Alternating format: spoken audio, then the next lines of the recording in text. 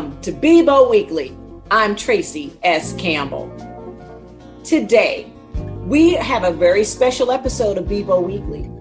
We are spending time with three incredible ladies for the next hour, and we are going to be talking about what's happening to our African American men and the impact that it's having on women and families, and yes, our youth.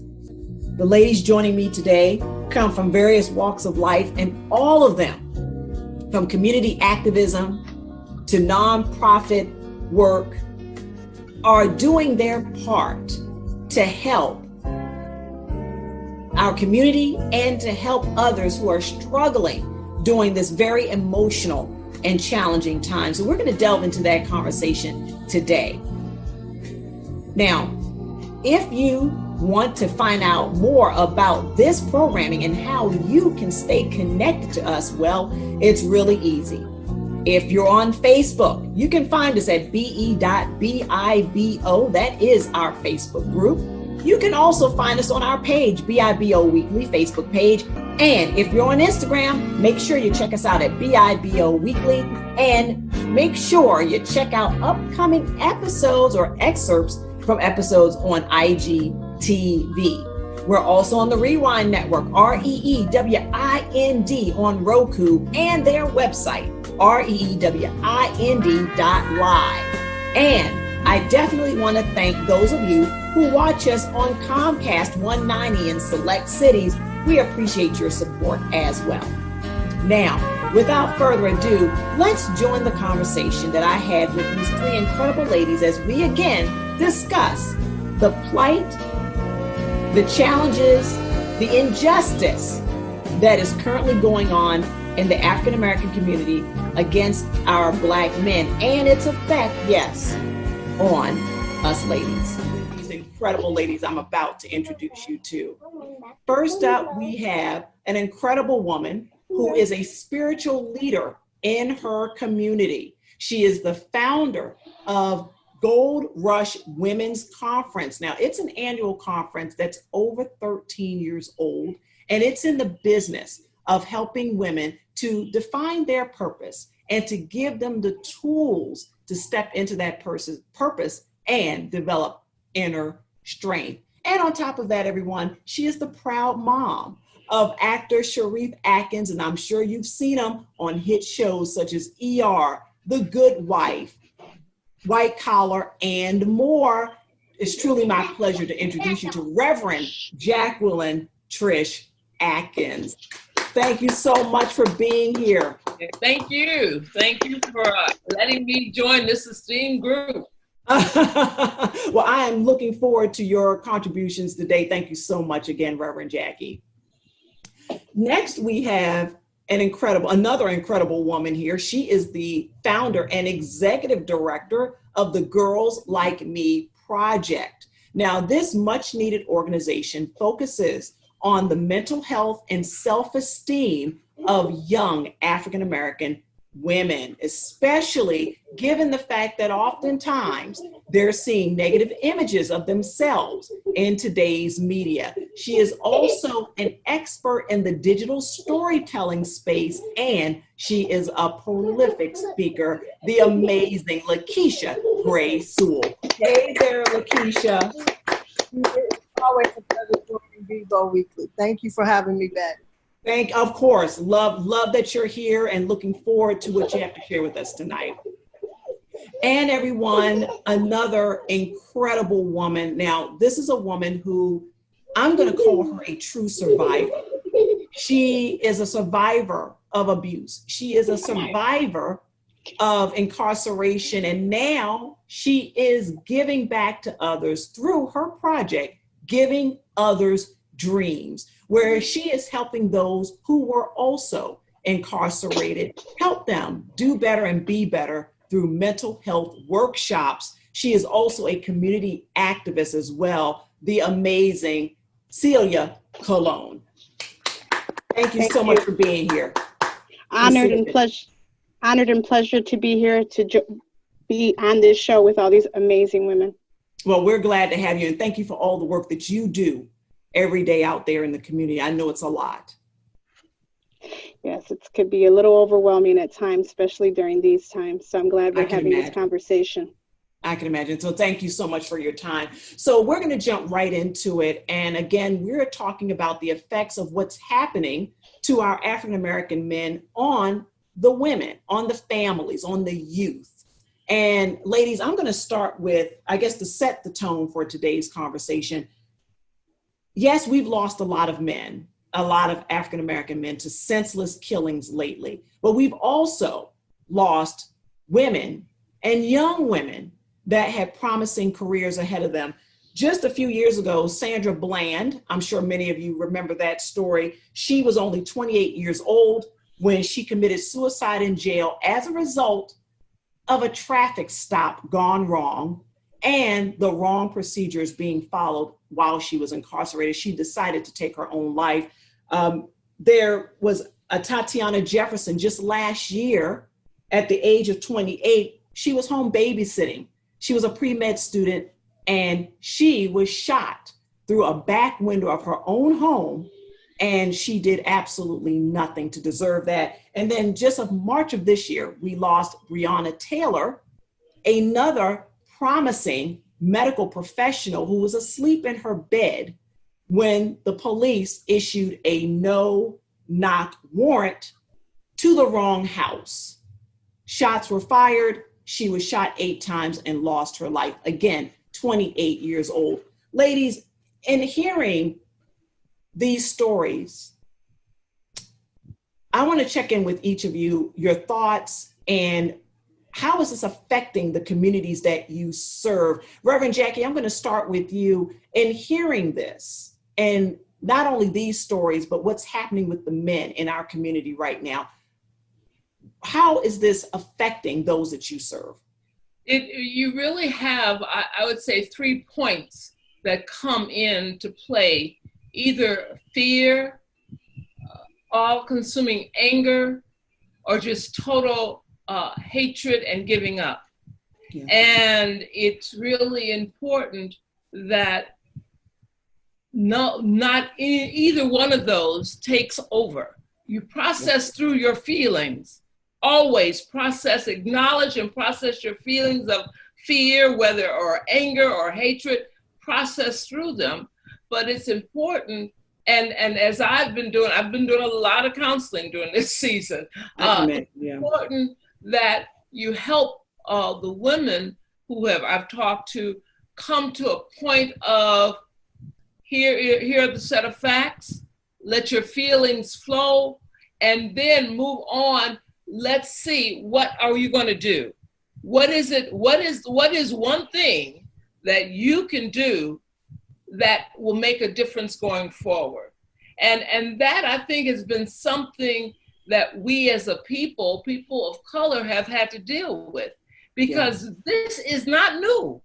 No, I mean, I'm looking at the list of men and women that have died, have been killed, that have been murdered.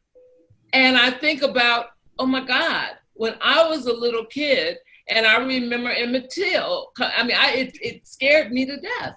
Yeah. But again, the key is for the women to absolutely acknowledge their feelings, but do not allow their feelings to be the last thing that they do before they take action, but rather come to a point and identify, what is it for me to do at this time to make a difference, and to believe and to know that we can make a difference. Absolutely, absolutely. And I love what you said about basically taking control of our emotions. And I know that sounds easier said than done, but as women, oftentimes we're the ones left having to keep the home together.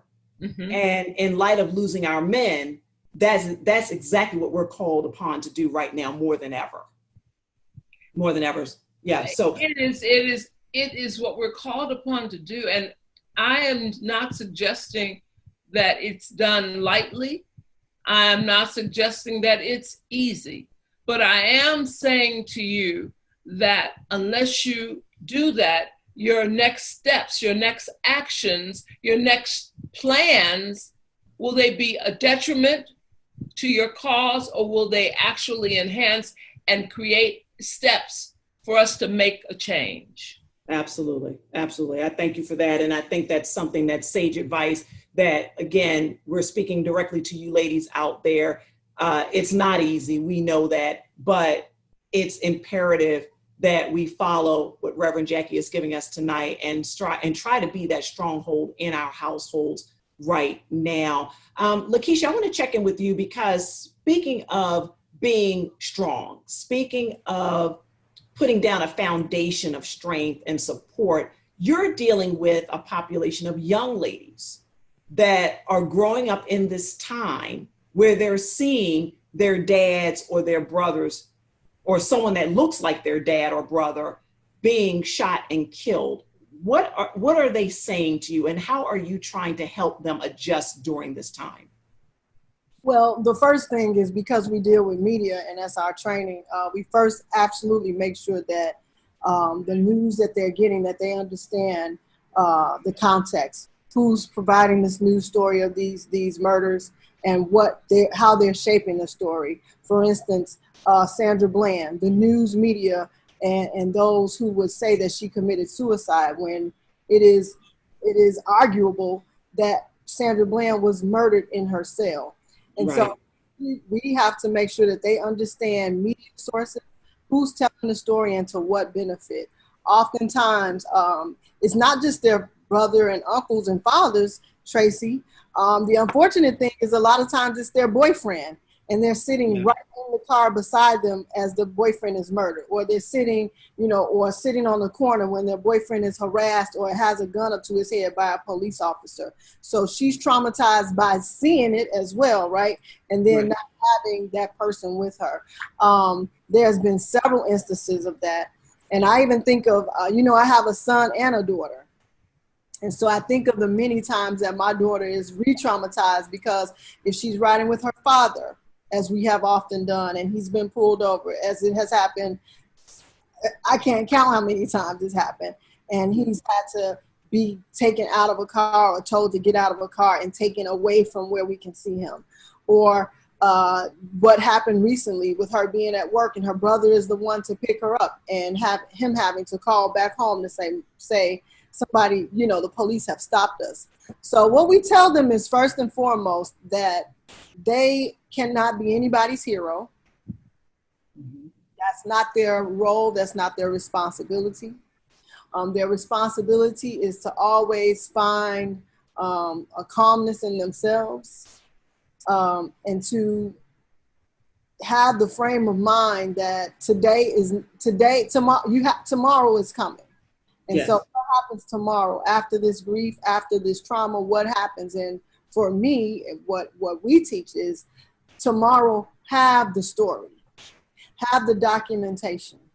Your role, capture the story, document the story, tell the story, so that when the facts do come out, your documentation, your story, your media use is powerful, and to use that as a tool. And at the same time, Tracy, we also tell them that they have to be very mindful of what they are consuming, because if they're watching movies or listening to music that continuously gives the message of devastation, gives the message of violence, gives the message of, this mindset of just being riled up, then you can't process your emotions. That's right. That's right. Certain things and certain energies to yourself. So we help them on all those levels, but it is very it's a challenging time. It's a challenging time because as you stated, they're losing fathers, they're losing brothers, they're losing uncles, they're losing boyfriends, and then they're losing their sisters or themselves. So it's all angles, and at the end of the day, they then have to.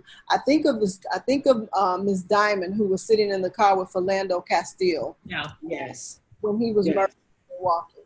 And I think of the baby who was also there. So you had two women. You had the mother and you had the daughter watching this heinous crime. Now the baby girl, is trying to console the mommy, being the support for the mommy.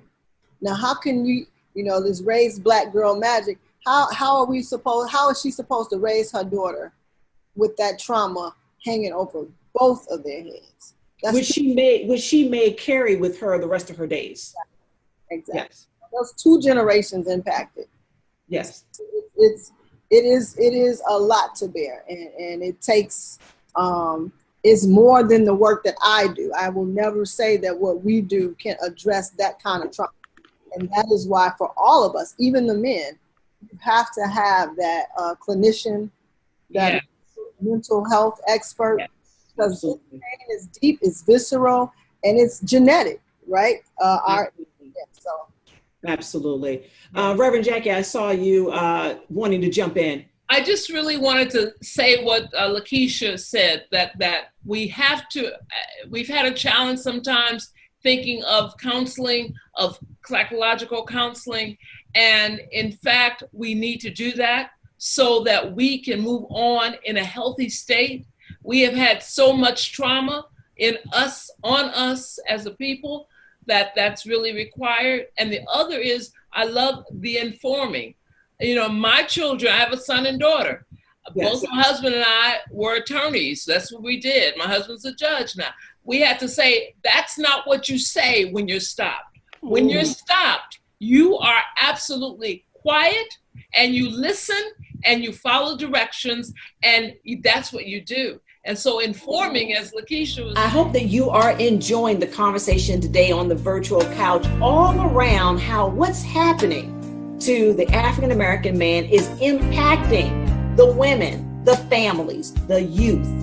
We're going to, of course, continue this conversation, but we're going to take a quick break right now, and we will be back with more from today's conversation on the virtual couch.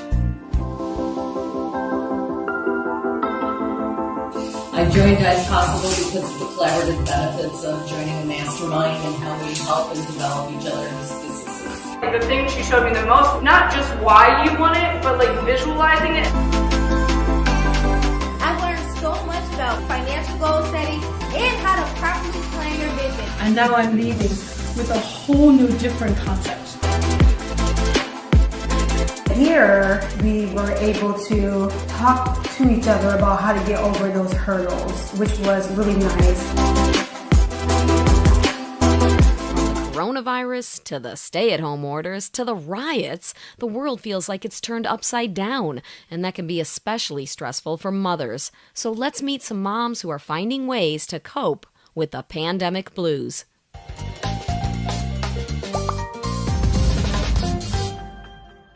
I'm Diane Moca of Working Mom Warrior, the YouTube channel devoted to helping moms regain a sense of calm, confidence, and clarity, feelings that became so elusive during the pandemic when both parents and kids were expected to get work done from home. They are all on me or on my husband, but he's also been nonstop, so his door is closed. Leah Ramachandra admits it's been tough to keep her kids busy while trying to run her company, Astalinks. At least her struggles help other parents because the CEO understands what her employees are going through. Everyone is in my company who have children, they constantly apologize. And they tell me all the time, oh, I can't call in now, but I can call in 2 hours. Me as a mom and a woman, I'm like, fine. The pandemic has exacerbated the guilt parents have when they can't do everything for everyone. Such negative feelings can become destructive later if we don't reach out for help now.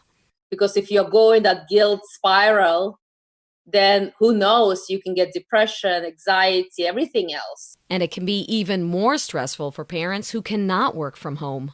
I hear also other people say, their bosses say, no, you have to come to work. And they say, I can't, my son is at home or my daughter is at home. They say, okay, then you won't get paid. That's a big concern for many parents who don't have enough money to pay bills because of reduced hours or layoffs. Nikki Anderson is a college program director who says those of us who are not worried about covering our housing and food costs should remember to be grateful. What I'm dealing with ain't nothing, right? And really put it in perspective and ask, what can I do to help?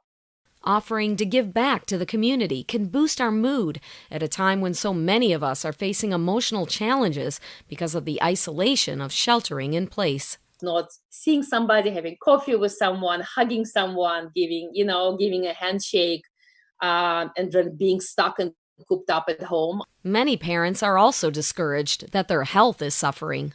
I'll gain weight. I definitely will gain weight. I'm eating more and I'm not working out. So yes, because I can't leave the house also, right? Then there are the worries about someone in our family getting sick, especially for parents who work in the healthcare field, like pediatrician Pam Persak. I think the whole situation makes us nervous, right? Whether we're in the hospital or in our clinic, right? That you have to assume, anyone can be a potential exposure risk. Pam tamed her anxiety by cutting back on how much she read about the disease and getting enough sleep, healthy food, and trips outside for fresh air and exercise. Really, the most important thing is to control what you can control at this point, right? Parents also improve their attitude by recognizing the unexpected benefits of the lockdown. It's actually nice when I have a break between the calls. I can always, we can have a hug, or I can make their lunch, I can make their dinner. I never did that, so that's actually nice. It's a nice bonding. Leah said creating new routines for her family's new reality was essential. Others said taking a break was critical, even if that meant relying on someone else for childcare. It's all part of developing coping strategies to help us now and prepare us for the next crisis. For BIBO Weekly, I'm Diane Moca of Working Mom Warrior. Don't punish me with brutality. Talk to me so you can see what's going on. What's going on? Yeah, what's going on? Oh, what's going on? Right on. When you're stopped, you are absolutely quiet and you listen and you follow directions, and that's what you do. And so informing, as Lakeisha was saying, informing them so they can handle their emotions again, process those emotions so that the anger will not take them places that they will never return from. Absolutely. And oftentimes it's the women, and oftentimes it's the moms and the sisters that have to give that counsel, right? Yes. The counsel that you just gave us, that's usually coming from the mom, the sister, the aunt, the grandmother, oftentimes, to instill that. So that's yet another thing that we, again, as women, are bearing the cross, if you will, to do to ensure the safety of our young people. Celia, I want to bring you into the conversation. Now, you're out there on the ground, feet on the ground, if you will, out in the communities, Black and brown communities. What are you seeing? Because again, we are just going by what we see on the media, what they're putting on the news times. What are you hearing and seeing out there with the work that you do? Well, just as Reverend Jackie and Lakeisha said, there's so much generational healing that needs to take place, right? Not just the stuff that we're dealing with now, because the stuff that we're dealing with now, we've been dealing for generations. The names have changed, the stories might have changed in a little way, but at the end of the day, it's the same result. We lose Black and brown men and women to the system, to unnecessary harm and deaths.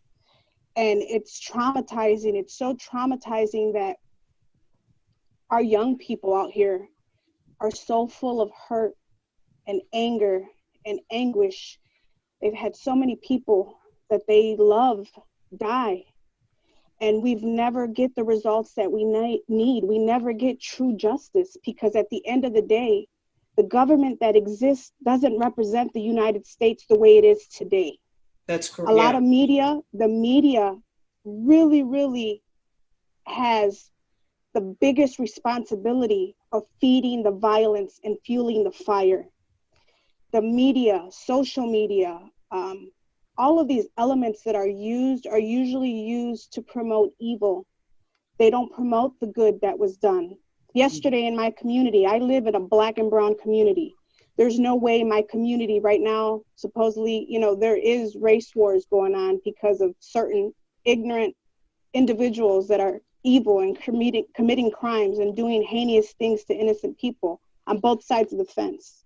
Mm-hmm. Yesterday in my community, there was 100 of us, Black, white, Asian, of every race. We gathered, we cleaned we were happy to be with each other. We were happy to be present in each other's pain, but we were also, that pain also created unity, and we cleaned our community, even with looters present. We just, you know, if they were looting one spot, we just moved to the other spot. Yeah. There's so many young people that have so much aggression bottled up, untreated trauma that they've been dealing with for so many years. A lot of us don't have a psychologist that we can trust, that understand us culturally, because then we sound like racists. You know, the other day I got emotional and I had to cut off what I was really wanting to say, because I would have sounded like a racist, because I watched George Floyd die. And when I heard him cry for his mama, it broke my soul, because no one should ever have to see that, hear that, and go through that and be the last thing that his family hears. It tore me apart, and I couldn't say what I was feeling because I had to check my emotions. At that point, I was dealing with anger. But, you know, and this is something that we're supposed to just brush off and deal with. And women, we have to be the peacemakers in all of this. We have to be the glue. We're responsible for our Black and brown people, our young people, when they do good and when they do bad. That's true. The women don't get away. The women don't get to say that they're not to blame, right? Right. But yet we carry all of these emotions, and it's wonderful if we can have a therapist, but we also need to dig back to our own ancestral ways of healing, grounding ourselves with the earth, clinging and creating these peace circles of women who believe in prayer, who believe in unity, who believe in Mother Earth, that she belongs to us and we're here to protect her and protect each other. Yeah. And that until we understand, like my family and myself, I'm mixed. My father's Black and Mexican and Indian. My husband's Puerto Rican. I have family members that are Black, brown. We're in all shades, right? Latinos come in all shades, have Black family members. We're all here, and we all love each other more than life. And I give my life for one of them. And that's the thing. It's like people don't understand the true enemy, which is the white supremacy, the system of years of oppression and systemic and structural racism that exists. It needs to be torn down. It needs to be completely torn down and rebuilt. And we're giving that chance right now in the middle of all this chaos and this pain. We have to be that peace for our men. What's happening right now is that a lot of these young men didn't have fathers to teach them how to be men, because they keep locking up our Black and brown brothers. It's a vicious cycle, right? It's a vicious cycle. They're locking them up oftentimes, and I'm not saying all the time, but oftentimes they're locking them up when they shouldn't be, or they're serving sentences that are just absolutely ridiculously long. So that's a whole other subject for another day. But, you know, that adds to the cycle, right? Because now you have a generation of young people that are growing up again with just the mom or the older sister or the auntie, the grandmother. And once again, that puts an enormous strain on the women. So every time we hear about a George Floyd, or we hear about... I'd like to say the women and the young people, because then these young people have to grow up and raise themselves, and then they have to be parents to the younger siblings. Absolutely. The mom has to work 2 jobs, and then they think the mom don't care. The mom is trying her best to be the mom and the dad, to put food on the table, to have emotional time for herself, and to be that emotional rock for their children.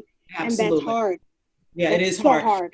And it is a vicious cycle. You have generations of this happening specifically in the Black and brown cultures, in the Black and brown communities. You don't hear this as much. I'm not saying that it doesn't happen, everyone, but you don't hear it as much in other communities. So it's definitely systemic when it comes to the Black and brown culture. Reverend Jackie, I saw you wanting to chime in there. Yeah, Tracy, I have to mention too, when Celia was talking about those who are incarcerated, because we go into Cook County Jail, and you mentioned 2 reasons why people may be there. The people that we meet with are there because they don't have money to pay for a money bond. They're not convicted of anything. They don't have a trial. but they simply are poor. And that's, I had to throw that in because I'm working hard on making that change. But also want to tag on to what Celia said, and I didn't want to start off with that because sometimes people don't understand the value of the spiritual side of us. And it is so valuable. And part of our solution, as Celia was talking about it, is that we as women are absolutely working on that spiritual side. Yes. However that unfolds, I mean, that so that I can truly come away from all of the facts of life and love me and truly love me and truly recognize how valuable I am. That's a spiritual activity, particularly in the world in which we live. But as Celia said, that's part of the Gold Rush Women's Conference. Women come together. They come and we pull, we cry. We're in a space where we can be vulnerable. We pull off all the lies that we've appropriated from the media, from whoever, and we come to recognize I am a perfect person, and therefore I can move forward out of that perfection. Oh, will I fall down? Yeah, but guess what? I have the strength to stand back up and keep moving. But that takes work from our spiritual perspective. So thank you, Celia. I didn't want to bring it up first. No, I'm glad it came up because, you know, and to your point, Reverend Jackie, I'll tag on to that as well. Oftentimes when it comes to the subject of spirituality, usually it's the women that are the leaders and the cheerleaders, if you will, when it comes to seeking and promoting and using their spirituality to get through hard times or to impress that upon their children, right? Usually it's the women. We hear all the time that the churches are predominantly female. We don't have enough men in there. So when something happens like the loss of a George Floyd and the way that he was taken away from us, or Laquan McDonald, who was shot 18 times, by a cop who's now serving less than 7 years for that heinous crime. When we hear stuff like that as a community, Black or brown, and also as women, as another layer, what do we instinctively do? We instinctively call upon our spirituality more so than our other counterparts. Lakeisha, you want to chime in a little bit? Absolutely do. I want to go back because Tracy, you are holding this platform, which is gracious and much needed, but you only have a limited time to talk about this thing, right? Right. Said before, it was brought up about the incarceration, and we can't go into it. That's a whole nother show, right? It is. There's a whole nother show about how men are having to be pushed into an underworld or an under economy because they can't find jobs in the racist system. That's a whole other show. Black boys who don't get adopted in foster care systems, so they're in foster care systems that are brutalizing them, abusing them. Another show. But when do they have their whole show? They don't. Right. And so when we learn about them, and when we can respond to them and recognize them is when they have become a hashtag. So we aren't there for the Laquan McDonald when he was going through the foster care system, when he was taken from his mother. We're not there for that. We don't stand by the George Floyd as he's making transitions and trying to overcome addictions and the ugliness, because we don't want to see the ugliness, but we will come to the rescue for the pain after the fact. Even now in the unrest is not just about a life lost, right? No. Floyd. The unrest is about I have no power. There is never a time, there is never a space carved out for my pain. That's right. As a Black boy, you are never recognizing that I'm watching you go into Michigan Avenue as you please, freely buying whatever you want. I could never walk in that store, and now today I can walk in that store because a Black man died is the only reason why I get to have some power today. And don't take that into consideration. We are here to scold Black men and to mourn Black men. We don't do anything in the interim. We're not here, as Frederick Douglass said, you know, it is so much easier to raise a Black boy than it is to correct. I'm sorry, Reverend Jackie, I'm probably saying it wrong. But by the time they are dead or grown, the energy we could have put, instead of casting them aside, instead of castigating them, instead of demoralizing them as they're nothing, they're looters, they are in pain. They are in pain, and know their pain is not necessarily that they're dead. Pain is not necessarily that they know somebody who they know George Floyd. They don't know George Floyd, but they know George Floyd's pain before he died. They can recognize that pain. They can recognize, true or not, they can recognize what it is to go into a store and not have the money to pay for the basic things. That's right. That's right. No. Yeah. You don't know that pain, so we don't want to touch that. It's an ugly thing. It's a taboo thing. We don't want to deal with that pain. So it's easier for us to repudiate and reprimand and finger wag, or to do a hashtag. And the thing is, they don't get to be children. Just like I was never allowed to be a child. You know, you're just thrown into. I had to be a child at 7. I mean, an adult at 7. And a lot of people live my life. And to this day, Black and brown young people go through that. We were never given a chance to even know that it's okay to cry, or to have someone there to show compassion and empathy. So how are we supposed to show compassion and empathy if we've never even been taught that or know what that feels like? Right. And you have to understand, I watched somebody die. I got shot at when I was younger. And I will tell you, hurt people hurt people. I went through a lot of counseling. You know, you have to understand that the people that are out there, I used to tell people, you could find the guy, the hardest gangbanger on the block. He's the most abused person in the world. He's dealing with so much hate and trauma and disaster within his own mind and life that he doesn't even know how to handle these emotions. Nobody's ever taught us how to heal. Nobody's ever taught us it was okay to seek help.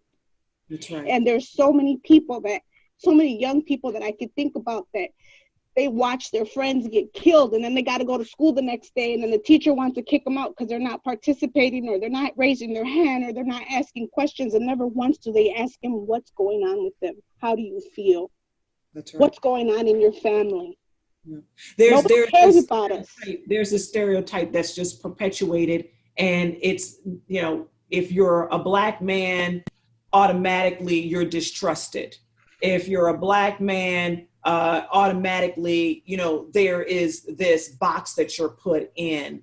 And to your point, Celia, there could be a lot of pain that is not addressed, because as a culture, African Americans as a culture, and also brown people as well, as a culture, we do not seek out mental health in the same fashion as some of our counterparts. And there's a price to be paid for that. On the flip side to what Lakeisha said earlier, we don't deal with it until it becomes a hashtag. George Floyd is a hashtag now. Well, typically when you become a hashtag, everyone, that means you're probably not even here oftentimes. And that's when we begin to deal with the problem. And that right there is a problem in and of itself. We cannot ever, as women, afford complacency, and we have to always be ready to commit to something bigger.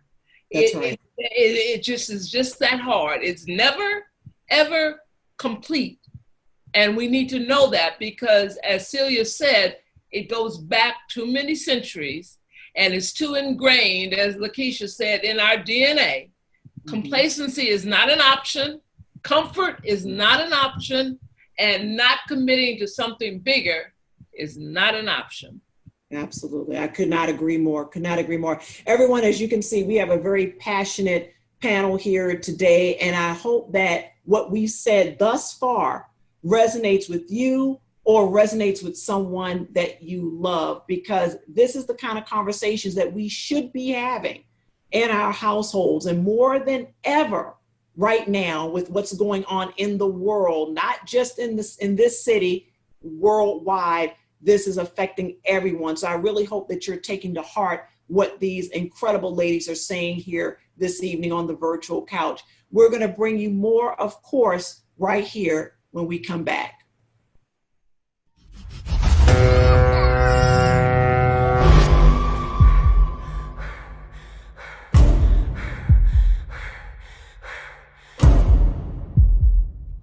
Oh, you're mine now. Help! Help!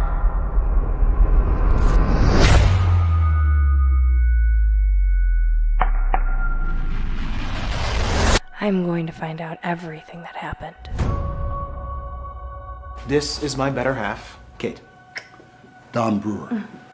Kate, you'll start as detective under Bowden.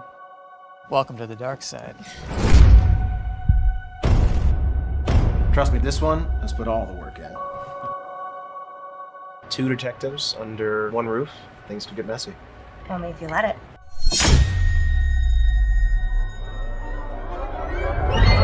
We now have 2 boys dead within a 12-hour time span of the River Oaks Bridge. About these tattoos. What about these? These tattoos are matching. Conrad, let Detective Bowden do his job. You're off for the evening. We got this covered. Why can't you find a hobby, Katie? You know what? Gladly. Katie, you're searching for evidence that doesn't exist. There's a lot you don't know.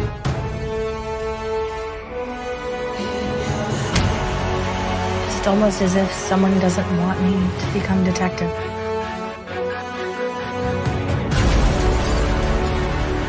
You think any one of them knows real secrets the other has?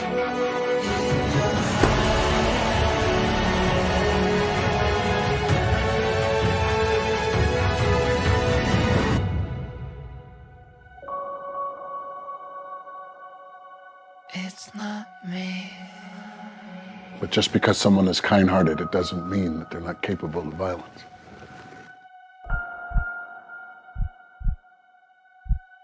What we don't know can't hurt us. Or can it?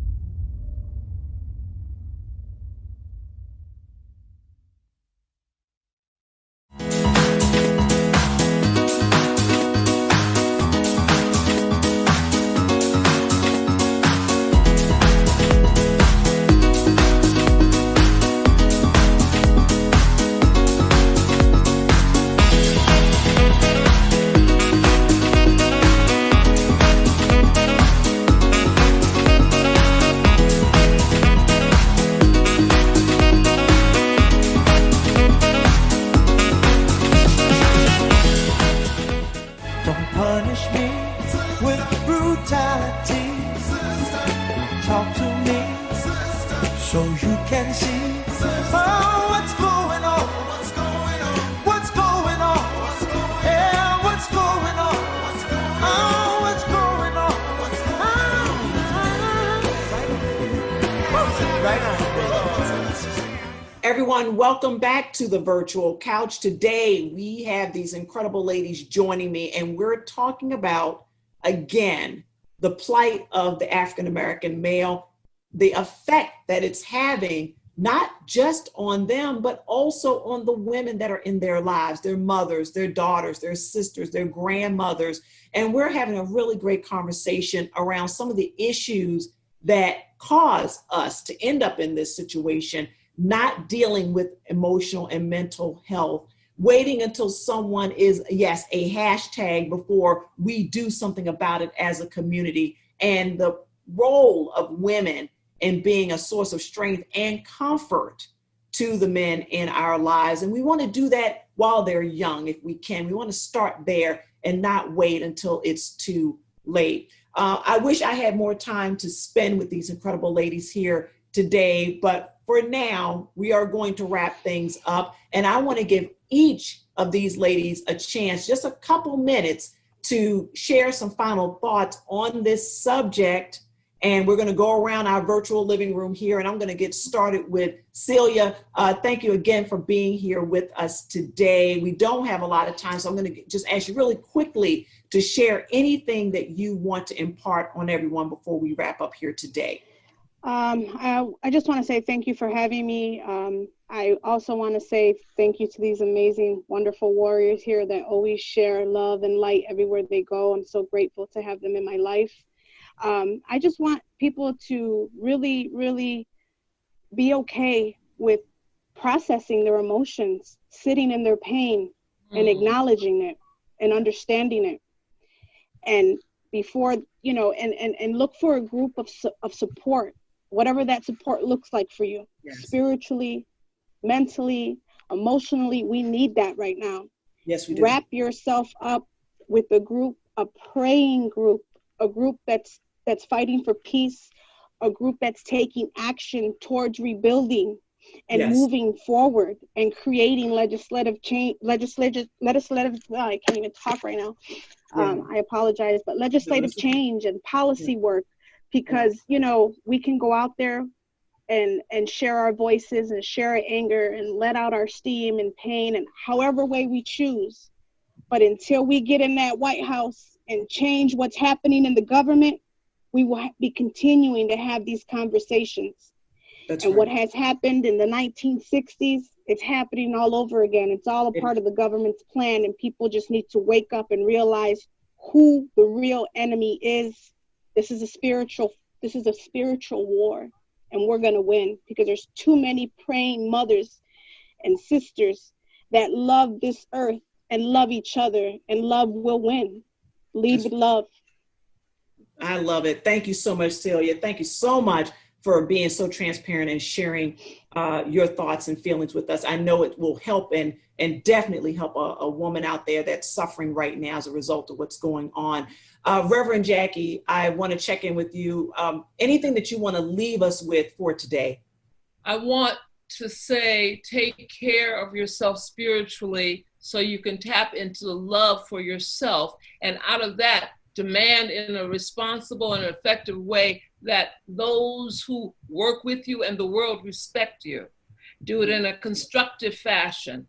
And therefore, you're living in that fashion, living out of your love for yourself and demanding respect in a constructive way with plans and actions is the model for others to join in with you. I love what Celia said. You can't do it by yourself.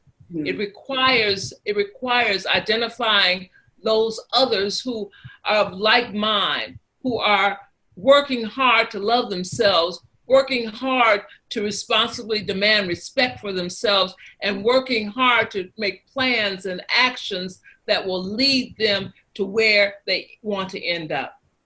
Absolutely. Thank you so much for that, Reverend Jackie. Thank you for your wise counsel. Thank you, Tracy. Oh, thank you for being here. Thank you for being here. And Lakeisha, I definitely got to check in with you. We're down to the wire here, but I just want to give you at least a minute to wrap up your thoughts around what we're talking about today, and maybe even encourage a woman out there that is grieving, or maybe she's just scared because she has a Black or brown son or husband or brother, and she's terrified right now. And the young ladies that are in the household as well. So to them, I say, you know, we start with our young girls, very small, doing affirmations for them and doing spiritual work. And they don't even know that it's spiritual work, Tracy, but affirmations, learning history. And that's what I think women have to do. Make sure that our sons, our husbands even, are educated about history. Find an ancestor that they can relate to, that they can mimic. When Reverend Jackie says complacency, then find the facts so that they become uncomfortable. And then what did Nelson Mandela do? What did whoever you look up to, what did they do to find their way? And when they know that, then we can help them push through that. But we have to know it too. We have to believe it, that there is a better way. We cannot be afraid for our men. We cannot scold them to wear this and don't wear that and don't do this. They have to be liberated and free. We can't have them walking in the world in fear of someone else. We have to let them know who they are and whose they are. Absolutely, I agree. And it's right now it's even more important than ever that we get rid of that fear mindset. I know it sounds almost impossible when we're seeing killings and we're seeing the violence and the looting and all that's going on. I understand you're seeing those images, and of course you're fearful and you're concerned. But to Lakeisha's point, that's what we have to overcome. Part of this battle is a mind and a spiritual battle. Everyone, I hope that you enjoyed today's conversation all around the impact of what's happening to our African-American men, that impact and what it's having on us women, our families, our children, our youth. I want to thank Lakeisha Gray Sewell, Celia Colon, and Reverend Jacqueline Trish Atkins for their candor, for their insight, and for their inspiration and motivation. Ladies, we tend to be much more than our male counterparts. We tend to be more spiritual in our foundation, more faith-filled in how we go about things, and we thrive when we can be there for one another. And in the times that we're facing right now, even more than ever, we need to collectively come together. We need to support one another, and we need to continue to be the spiritual foundation, the spiritual compass, oftentimes in our homes, in our communities. We need to continue that. We have to stay strong, because now more than ever, our men and our children need that from us. And we recharge when we can rely on each other as well as women to support, to talk, to be there. These are the things that are going to get us through this highly emotional, highly stressful time that we're all in. And again, I want to thank these three ladies for sharing their perspectives on this and other things. But in the midst of the challenging times that we're all facing, more than ever, please stay healthy, stay safe. Above all else, please stay blessed. See you soon.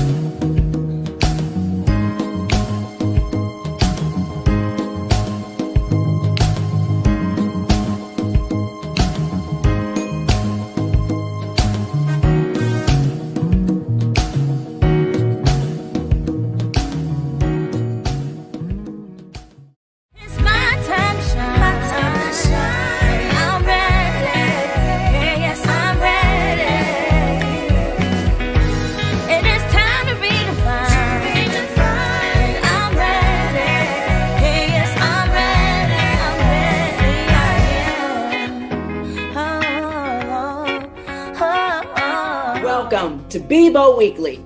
I'm Tracy S. Campbell. Today, we have a very special episode of BIBO Weekly. We are spending time with three incredible ladies for the next hour, and we are going to be talking about what's happening to our African-American men and the impact that it's having on women and families, and yes, our youth.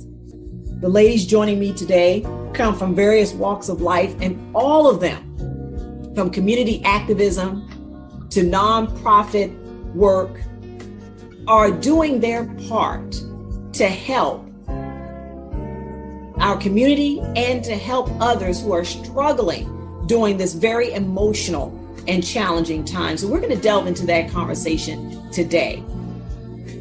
Now, if you want to find out more about this programming and how you can stay connected to us, well, it's really easy. If you're on Facebook, you can find us at be.bibo.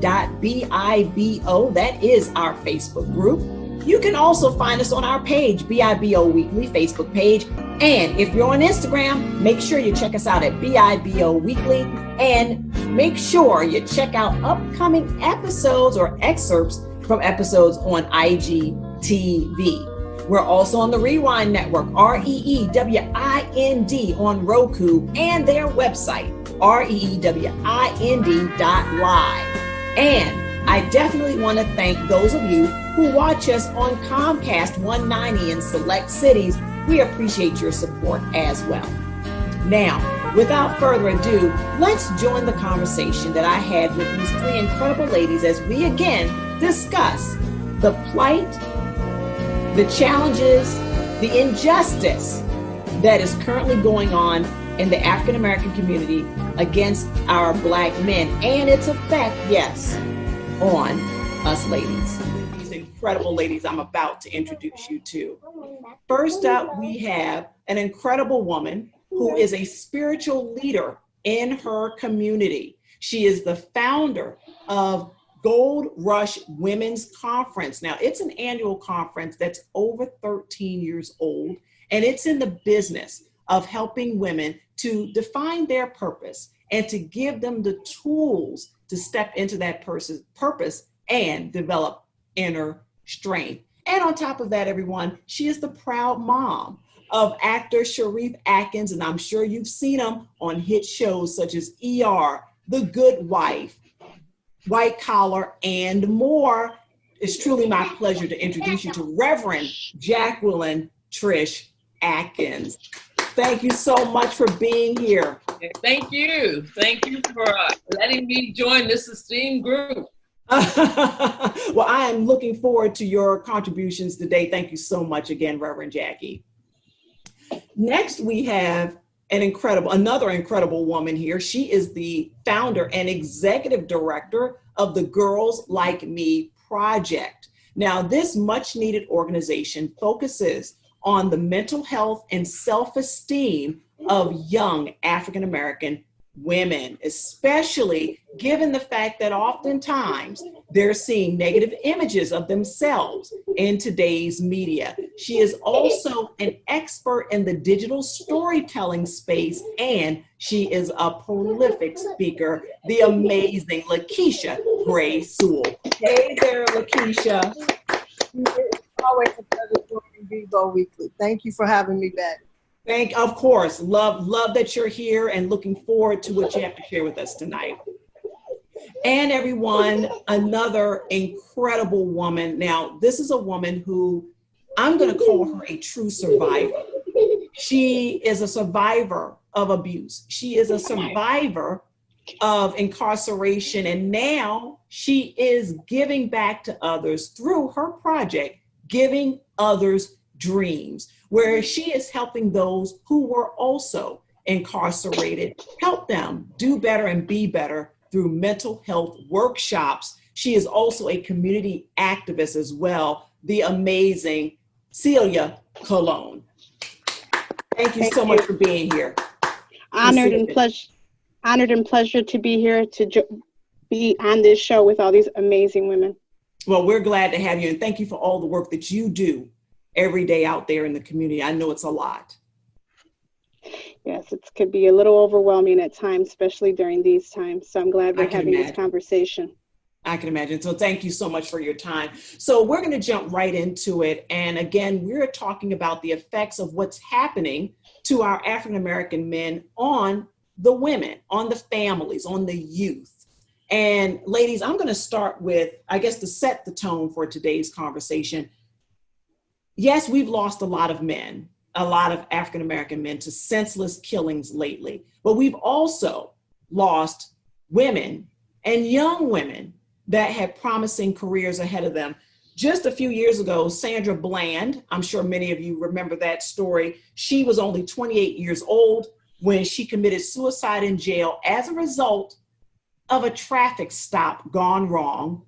and the wrong procedures being followed while she was incarcerated. She decided to take her own life. There was a Tatiana Jefferson just last year